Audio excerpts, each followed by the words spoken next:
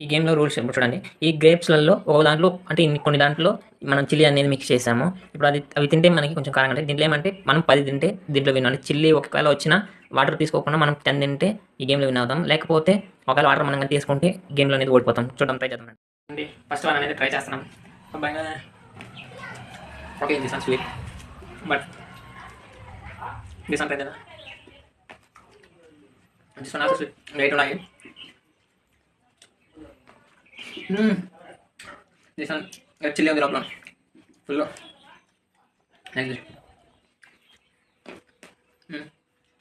Okay,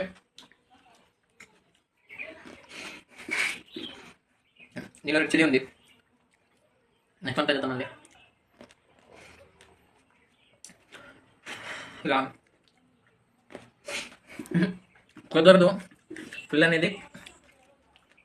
ఈ game బాగా కష్టంగా ఉంది. వాటర్ తాగిస్తాను.